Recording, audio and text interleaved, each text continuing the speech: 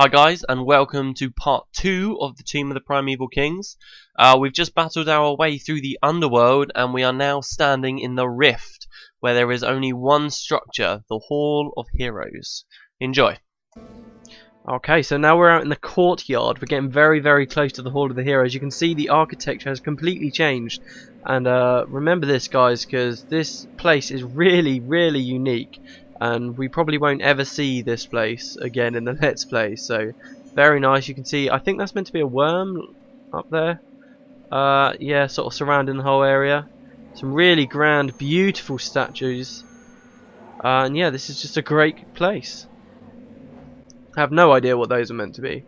You guys tell me. They look like creatures of some kind. For some reason they remind me of the seers, but I think that's just because they got kind of big heads. Remind me of aliens a little bit. So yeah, and those are the mists out there. I mean, that place looks misty, but I don't think when people talk about the mist they mean that they literally are misty. But yeah, this is kind of the heart of the multiverse. All places and all times are kind of connected through here. So this is a very cool place to be. You know, it looks a bit like a hurricane actually, kind of like we're in the eye of the storm. You see the clouds sort of circling around us like that? That's really cool, because that's kind of the idea as well. That we're in sort of the centre of all things here. And yeah, very exotic looking plants. Okay, so let's do it, let's go, let's clear this place out.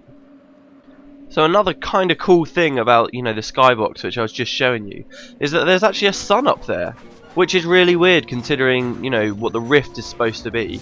I mean, the official description of the Rift, I may as well give it to you since we're here now, and I've only touched upon it a little bit before. The official description says that in the middle of the mists is a spot where time moves neither forward nor back. It is a tear in the fabric of the cosmos, the perfect point of balance between all forces of the universe. This place is known as the Rift, and there is nothing to which it does not connect. Nothing that cannot be reached from inside it. Those who have the know-how to travel across the universe through the mists must pass through the Rift on their way to all other places. It is the centre of all things. So you can see that's why when you die, your spirit comes first to the Rift and then to the underworld, because it's kind of like a passageway through all places. And then if you were heroic enough in life, you would then presumably return to the Rift to this location here, the Hall of the Heroes, which is the only real fortress, only real place that we know about that actually exists inside the Rift at all.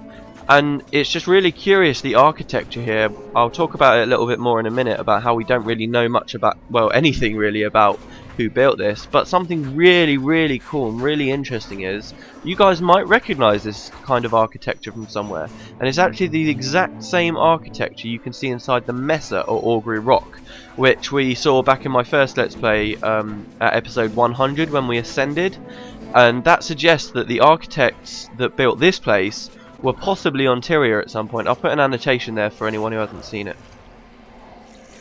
Okay, so there we. Oh, we're still fighting. Okay, so that was the third out of four areas, and yeah, I wish I could tell you guys more. I believe we're going up there now. There was a gate. I think that's the centre of the Hall of the Heroes with that big glow in the middle. Yeah, I wish I could tell you more about the architecture here, but we know so little about it. I mean, who built it? Who are these statues of? My first thought would have gone straight to Lissa, because, they look like twins. But Lissa usually isn't pictured having wings like that, and all the other statues there were of, basilisks and worms and stuff, which, have nothing to do with the gods. So this is it. This is the main area, the Hall of the Heroes. And yeah, I mean, look, there's flags here as well. I mean, whose flag is this? Whose emblem is this on this flag? I mean, it's just so hard to know what is going on here and who built this. If any of you have any ideas, feel free to tell me. So yeah, I think this is the other side of that gate that I pointed out. So yeah, this is the Hall of the Heroes. If yeah, as someone just said, finally our long journey is nearly over. The wiki actually has a little bit of a description of the Hall of the Heroes, which I don't think I've ever read, so I'll read that out for you guys. It says that in the centre of the Rift, deep inside the mist, stands an imposing walled fortress known across the multiverse as the Hall of Heroes. This structure is the pinnacle of the afterlife. When a hero dies, his spirit goes to one of two places. Either it is burned with the deceased body, forever trapped inside the rotting flesh and rancid bones of the corpse, or it is released into the Rift. This latter honour goes to only those few whose deeds in life were legendary enough to be known across the multiple worlds, and fewer still can earn a place among the souls ensconced inside the hall itself. So we've heard of a few guys. Actually, alright, let's go and I'll tell everyone to start fighting. So yeah, we've known of a few guys, like Prince Rurik, for instance, who seem like their spirits went off to the Hall of the Heroes. And it says here that you only really get to come here in the afterlife if you're known across multiple worlds, which is really quite interesting because, I mean, I don't think it's ever talked about. I mean, we hear about other worlds being in the universe all the time, but we never know whether there's any way to communicate with these other worlds or anything like that. But apparently there must be a way. And this is, of course, where the finals in Heroes Ascent, you know, the international tournament, take place, which is pretty cool. But right now, it's been completely overrun by these weird demons. We have no idea who sent them. Holy shit, we're being absolutely raped. So yeah, of course, another reason I've just noticed why these statues here could not be Lissa, but rather someone else. Is that over there you can see a real statue of Lissa just over there, and I believe there's statues to all of the gods around here. Oh my god, I actually got destroyed. So yeah, I believe this one here is to Melandru. I can't look up very easily because I'm dead, but hold on, let's look at the henchman. There we go, that's Melandru's up there. And yeah, I really should be fighting, but there we go. We seem to be okay, you guys are doing amazing. If you guys watched this video, well done, we did pretty good I think. Considering the circumstances, at least. So I know there's a quick way to get through this, but I can't remember it, so I'm going to speed up again. We need to get through there, through those places there, right into the centre, that swirling mist up there.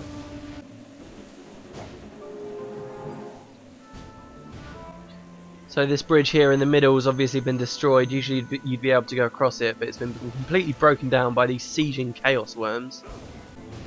So yeah, all around here, all around the Hall of the Heroes, there are statues to the 5 human gods. We've only seen Lissa and Melandru so far, but we will certainly be seeing the others as we go further in. And I guess the existence of these statues is as good a clue as any as to who possibly the architects of this place could have been. I mean, maybe it was the gods themselves, perhaps a little bit vain to put statues of themselves in there, but more likely it could have been another race who don't exist on Tyria, but also worship the same gods. Okay, so there we go, everybody's dead, and you can see that bit, the bridge was rebuilt. And we get to go across it. It's got this awesome little honeycomb kind of texture thing on it, it's pretty good. So I mentioned these potential architects, this potential other race of people who worship the same gods as us. And, you know, maybe they built these statues, maybe they also built these statues of the behemoths and stuff, and those weird stained glass winged women. Maybe those are races that also exist on their home planet. But this is of course all assuming really that someone built this place at all. I mean, as we all know, the mists are really just an entity that strives towards creation. All things can trace all their roots back to the mist. The mist kind of just creates everything. And I suppose it's more than possible that the mists created this place as well. We're just leaving the centre room here, by the way, guys. That was where the big glow was. And coming out the other side. And yeah, there's Grenth and Balthazar here, the 2 statues on the left and the right. So yeah, maybe this place wasn't built at all. Maybe it just sort of came into existence.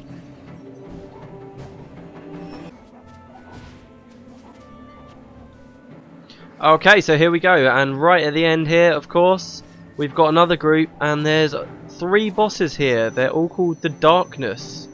They are the Darknesses. So yes, these are the lieutenants who are apparently behind all of these attacks, and sadly we can't ask them why they're doing it.